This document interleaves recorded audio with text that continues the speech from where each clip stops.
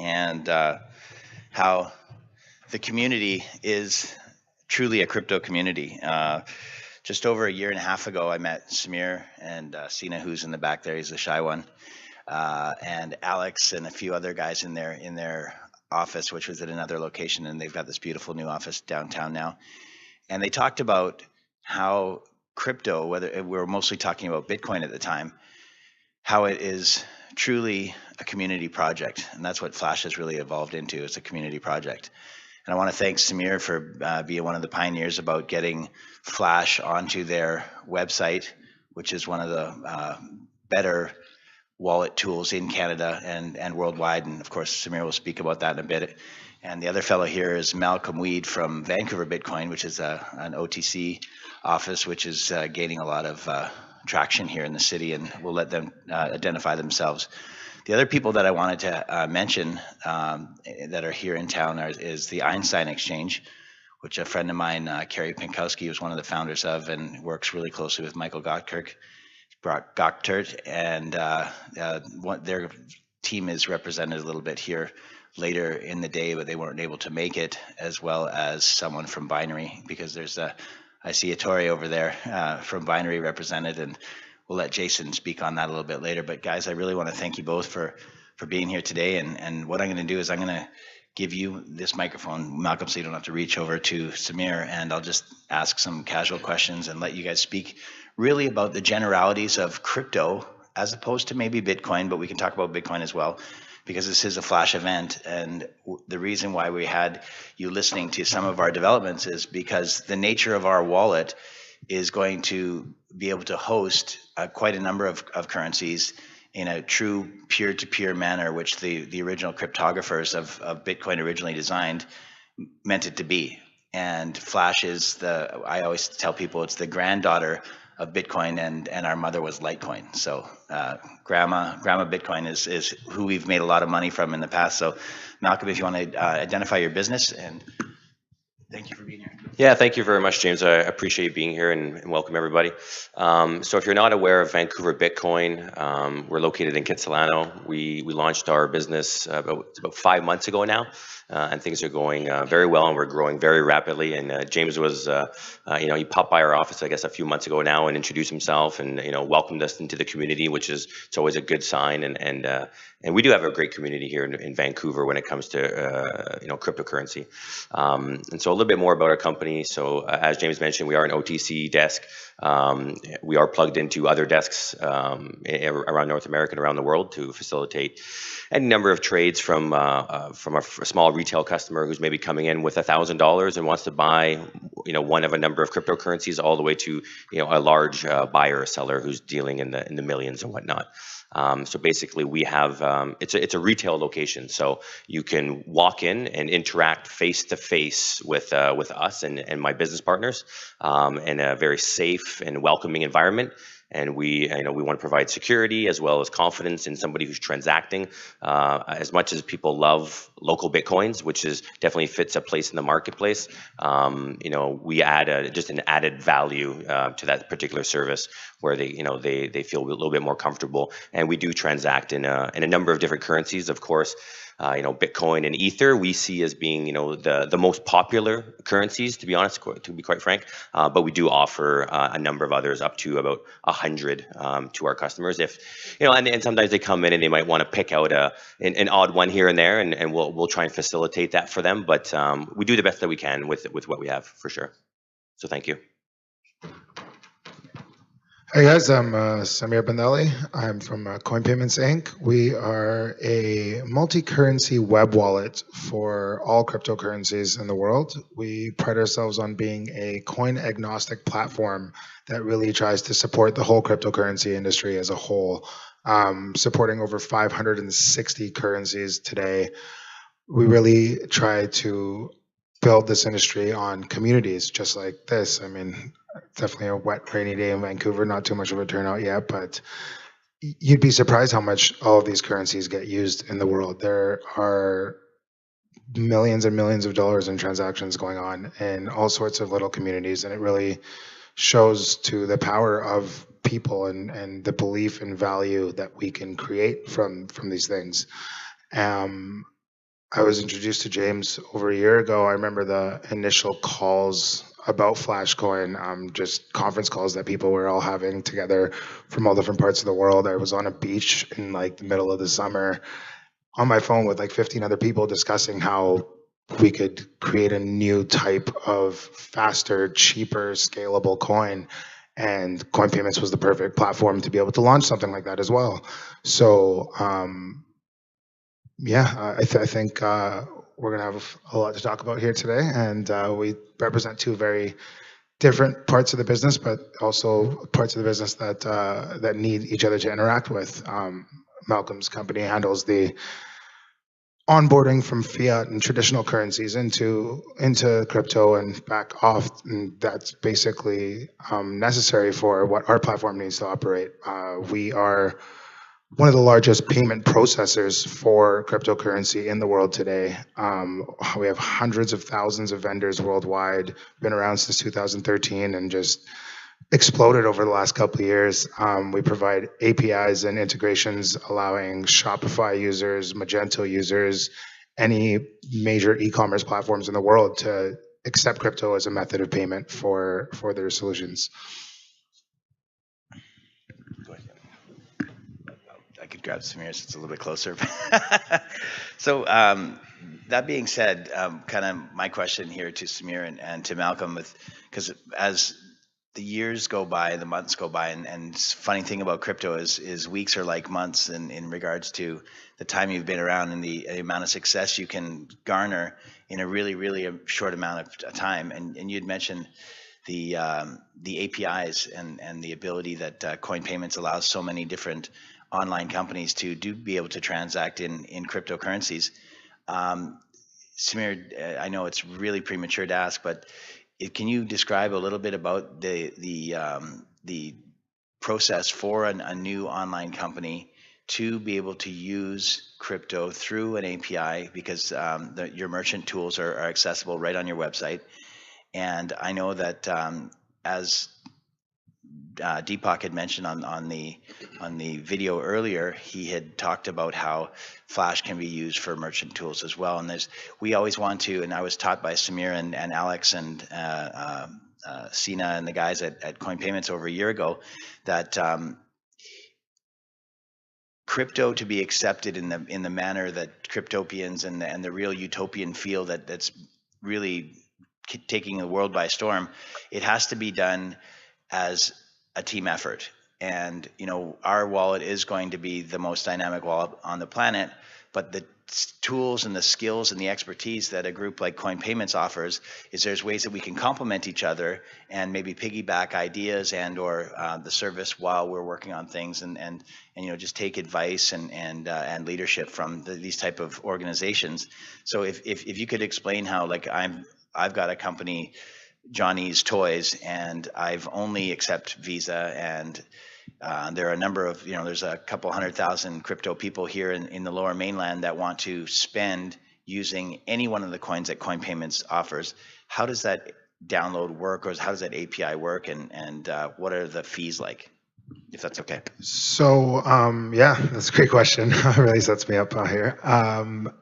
Coinpayments has made it very easy for the initial adoption of cryptocurrencies for merchants. I think something we've focused on since our inception is bridging that gap for people who aren't educated in the world of crypto and don't understand how to use intense hash codes and wallets and build their own integrations. So what we've done is created a really easy to use set of merchant tools where you can literally just go to coinpayments.net/merchant-tools, and you'll see 36 different shopping cart plugins. You click a download button, you just put the button on your website, takes less than 5 minutes, and you're able to accept over 500 different cryptocurrencies right off the bat. We have partnerships with third-party settlement providers all over the world, companies like Sendwire that provide an escape from the volatility of crypto for merchants, so that you could accept a coin like Flashcoin or anything in the world that has a small community and maybe not the most liquidity, but you could convert right into cash to your bank account. I think we support 16 different currencies today. But truly, the way that adoption is going to happen is by bridging this gap of education for people. And although crypto is supposed to be completely decentralized and free, you sometimes need a centralized service to essentially hold the hands of people who aren't familiar enough to make these transactions themselves. And I think Coinpayments provides a solution for the whole industry and really supports all of these microeconomies all over the world. Most recently, we've partnered with companies like Shopify, allowing people that just have stores on these huge global platforms to even accept a little bit of their business in cryptocurrency. I think today the market of crypto is something like 0.1% of like all of the transactions in the world, and maybe 0.1% of that is even Flashcoin. But even those numbers, you're seeing millions of dollars processed a year. So I think we've really morphed from this period where people were calling crypto fake internet money into providing a true utility case and showing people that you can buy tangible products and actually interact with people on a scale never seen before. So, yeah. Thank you. That's very descriptive. Appreciate that. So basically what you're saying, Samir, is that people through the wallet on Coinpayments can currently spend Flash in a number of websites, but we just don't know what those companies are. Yeah, there's a merchant directory on coinpayments.net. You can go check out where you can spend your crypto. And I think company like the ones that start Flashcoin can really start to build off those communities. You can target merchants and be like, hey, click this button, download this plugin, you can accept Flashcoin today. And that's really going to help grow this. So that's where I just did my gratuitous plug for coinpayments.net, because there are thousands of Flashcoin wallet users and holders that have coin that has value and they don't know where to spend it. So what Samir is saying is if you go to their website and you go to the merchants, you can find a way to utilize the coin that you've invested in up to this point. So Malcolm, I want to ask you about, and of course this is where I plug Flash, obviously. We have a very robust wallet, which you haven't seen yet. We've had a really exciting announcement. I heard someone mention Apple here. It was Chris earlier. So we have an Android app that you can download. It's very simple in the Play Store. And iOS has accepted our Flashcoin app through, it's called CoinNodes Flash Wallet, CoinNodes. And what I'm basically asking, Malcolm, is when people come into your store or your shop, pardon me, and they're doing an OTC trade, we're expecting, I was talking with Chris some time ago about creating a referral type of program, which is going to be described later, because there's this, we have a special speaker coming later that's going to describe how minor percentages of transactions can be rewarded to individuals in the future. I wanted to see does Vancouver Bitcoin possibly have an idea where we might be able to endorse a wallet that you guys can get complimentary paid on the coins that you maybe don't currently use, and or just being able to allow Vancouver Bitcoin to make money when people aren't coming in your office? Would that be something of interest to you guys? I think, sorry, I don't think I quite understand the question. If you just kind of say it again. So Coinpayments is a wallet system, and people can log into Coinpayments and they can store their coin and through their merchant tools utilize their coin. When someone walks into Vancouver Bitcoin's office, they're basically buying or selling a coin, and that's finale, right? So what Flash is doing currently is our wallet now holds Flashcoin, Bitcoin, Litecoin, Ethereum, and Dash. There may be other ones in the future. But as a customer that comes into Vancouver Bitcoin, you can offer them a coupon type of login where if they go out of your shop, they can now refer and get a referral code type of royalty that goes to Vancouver Bitcoin when they're not in your shop for usage or trading of coins. Would that be of interest to something like that? I definitely have to take a look at that and do a bit of a deeper dive. Where I could see more of synergy is as it stands right now, Vancouver Bitcoin, we only have the one location here in Vancouver, but we are in the midst of working on some pretty big plans in the background, which the public will soon find out, probably in the next coming months. So my background is more in the global remittance space. And so, we are looking at opening up additional offices, primarily in Europe and Asia and whatnot. And there will be an opportunity for other people to participate. And we're looking at opening up locations globally, right, in certain business models. So where I could see, Flash being the best use case with us would be probably on the remittance side, where somebody could come into one of our brick and mortar locations in whatever city that we have one in at that point in time, and they could convert fiat into Flash, send Flash across the world, and then somebody on the other end then convert that Flash back into fiat. So kind of like what maybe MoneyGram or Western Union does today. So that's kind of what I see the possible future lying between our two companies. But I could definitely entertain what you propose when I know a little bit more about it.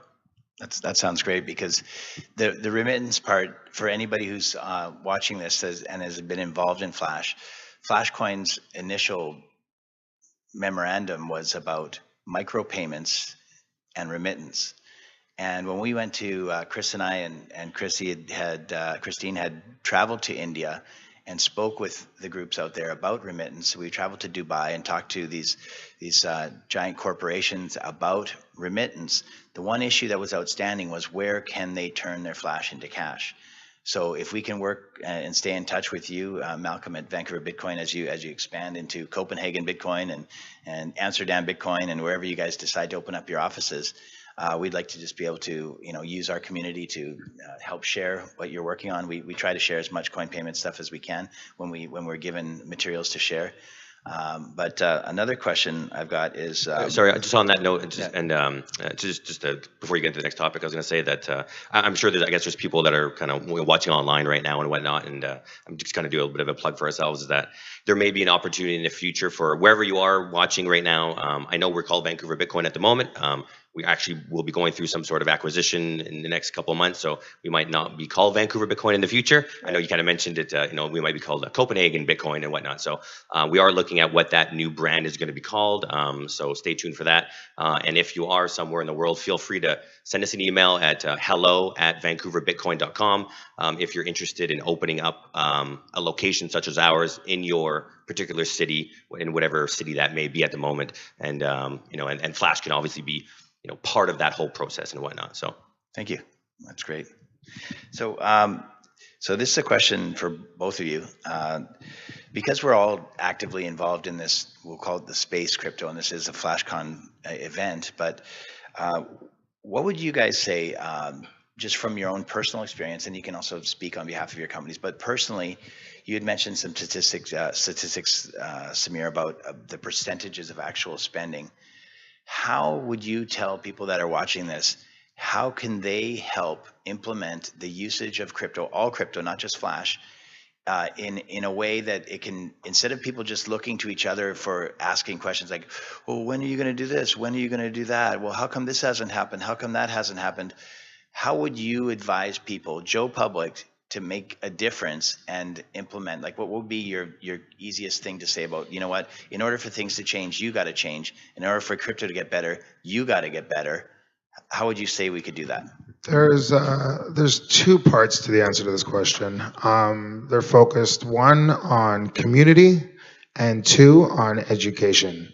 So first of all of these coins, all of these altcoins are built for specific industries or specific microeconomies or specific regions in the world. And truly, each person in that community can go out and share their vision with the world and share their idea. And it's through conferences like this where you get a bunch of people in a room that believe in that same thing and work together to make it larger. At Coinpayments, we actually offer a hugely incentivized affiliate referral program.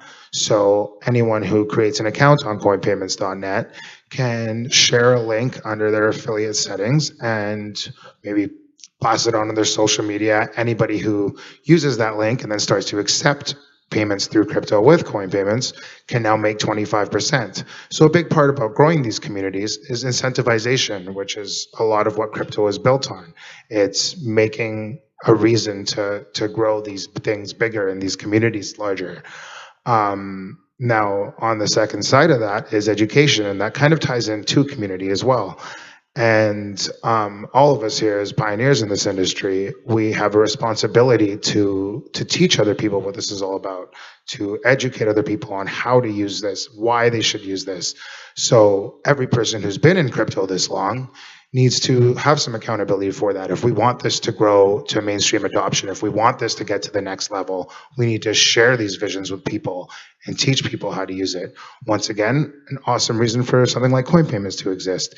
You get confused about 46-digit hash codes and different types of desktop wallets.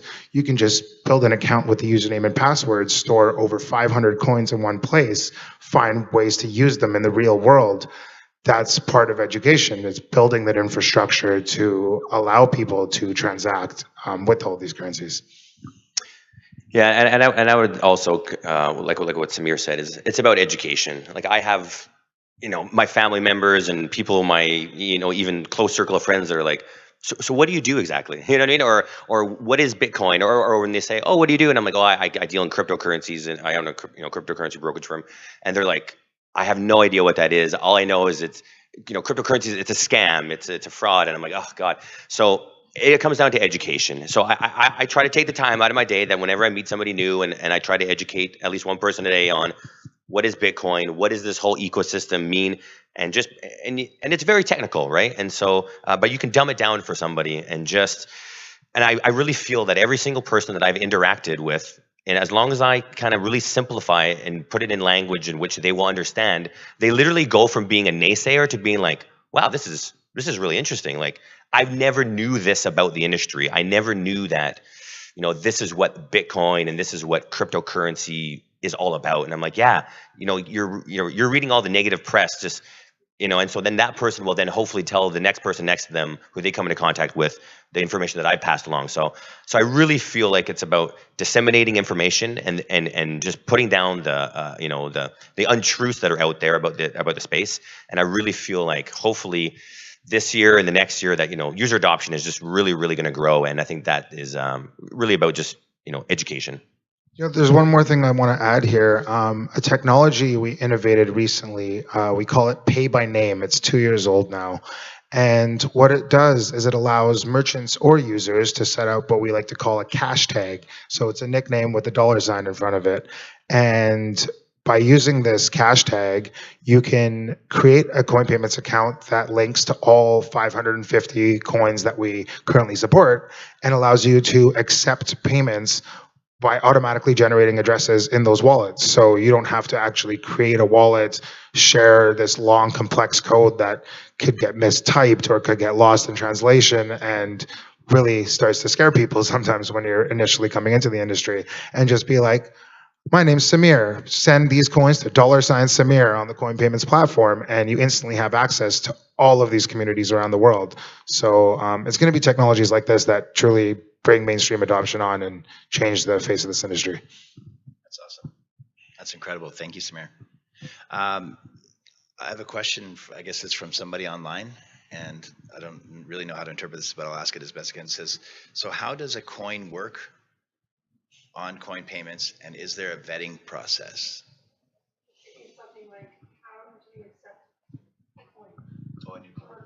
So as I mentioned earlier, we try to be a coin agnostic platform. What that means is we want to support all these industries, all these coins, all these tokens. Unfortunately, where you live in a world where there's over 15,000 tokens today with another 50,000 incoming this year likely. Last I heard there was 90,000 Ethereum contracts for different types of ideas like CryptoKitties, what have you. So we're entering a world where we obviously can't support all of these coins, and when we have to start to vet these programs a little bit and make sure that we're not supporting any sort of scams and stuff like that, right? So the process for getting your coin listed on coin payments, there's a $50,000 one-time coin hosting fee, and Then on top of that, for ERC20 tokens, there's different sorts of packages because we're still in the infancy stages of these technologies. So there's a lot of complications around new coins and their new algorithms and new coding and compatibility with the way that processing works today, because you're taking this decentralized infrastructure and putting it into a centralized system. So yeah, as I said, $50,000 coin hosting fee, and you can get a hold of me at pr@coinpayments.net if you're interested. Thanks. So thank you, Samir. So what's cool about that is the pay by name, that feature that Samir was talking about. Anybody who uses Flash web wallet has probably experienced at some point that onerous, huge, long capital letter, small letter, 32XB, large M, small d confusion. And of course, it's the ability of using by scanning as the simple QR code. So I think Flash has kind of maybe taken a little bit from coin payments in regards to, we can send currency, coin, remit currency, please, send tokens via email. So if you're sending coin to a friend that you know has a wallet, you can just go robg@lmnop.com, and if you get a little green check mark in a circle, that address is good. So that's really simple and convenient. So that's something that we offer on the Flash wallet already for Flash Dash, Litecoin, Bitcoin, and Ethereum, which is pretty fun. So I don't know if the street has any more questions, but Malcolm, I know that Flash is kind of new to you. Samir's been around. We kind of solicited him in the very early days, and the guys at Coin Payments. Do you guys have any questions? Because a lot of this is very new for you guys. Do you guys have any questions directly at Flash on what we're all about and how we can maybe help you help us? Well, I had the luxury actually of, so I know you've come by our office and we chatted a little bit of it, and then I know, so Jason, I had the pleasure of, Jason came by our office and he spoke at length, but we had about an hour sit down and really filled us all in, me and my partners on Flash and the whole backstory and how it, the genesis of Flashcoin and how it got to where it is today. So, and it was really enlightening, you know what I mean? And so, Jason's a great guy, and he's very well spoken, and so he filled us all in. So, and it really brought, because before then I knew a little bit about it, right? But then he really brought to light the vision in terms of where it is now and where you guys are planning to take it, and it was great, you know what I mean? So, in terms of today, what kind of questions would I have? I think he answered all my questions, and sitting in the back here and watching the presentations and watching Chris present, I learned even a little bit more. So I think I'm good right now. I just want to step in here and mention one last thing. Just touching on a whole aspect of community and microeconomies, I think what you're starting to see with crypto is it's truly about the people. And when you start to peel back these layers and see the people behind it, I personally know Jim Blasco. I know he was involved in the recoding of Flash recently. One of the coolest guys I've met in my whole life. And you see people who maybe grew up and just thought they might be a little bit different and wanted to share that little bit of different with the world. And I know you work with a guy named Drew over at Bitnational, probably one of the coolest guys you ever meet in your whole life. I was at a conference for Dogecoin last week. Doge started as a meme, and now it's being transacted with on the billion-dollar scale globally. It's one of the fastest and easiest to use coins. And even the founder himself is like, oh, I started this as a joke, and now my life has been taken over by a picture of a dog, And what Drew did was started a decentralized dance party. So it's like 500 people wandering around the streets with boomboxes tuned in to the same FM radio station. And you're just seeing a bunch of people who are trying to change the world one little step at a time. Just have some fun and be yourself, and maybe preach that to the rest of the world, and you can make a difference. So yeah, thanks for having us here, and go Flashcoin. All right, go ahead. So I know you're involved with BitNational, but could you speak a little bit about ATMs, crypto ATMs, and sort of like what the state is? You were telling us last year about the growth rate and just how Flash can be incorporated into that in the future. What sort of vision might be for that, or just sort of educate us about what's going on there. Okay, so what Christina's question was is the status of Bitcoin ATMs and the expansion, what's the growth rate like, and how can Flash be part of that? Well, at BitNational, CoinMega is the manufacturer that handles the majority of the machines that we've used, and over the time since inception, there's not a machine that hasn't been used by BitNational, like Lamasu, and there's a whole bunch of different manufacturers, and we finally found the one that works the best and has the most efficiency, the least breakdowns, and things like that. But on Flash's behalf, we're kind of hit a stumbling block with the main operator and owner of that process. So once we, I guess, maybe find a way to appease them, we may be limited to access to BitNational's machines. But we did have very recently a very exciting, we didn't announce it maybe quite as amplified as we should have, and we could probably revisit that in a bigger type of marketing campaign. But there's a company called Jr-bitNATIONAL, which has over 1,600 machines globally, and they now accept Flash on their machines.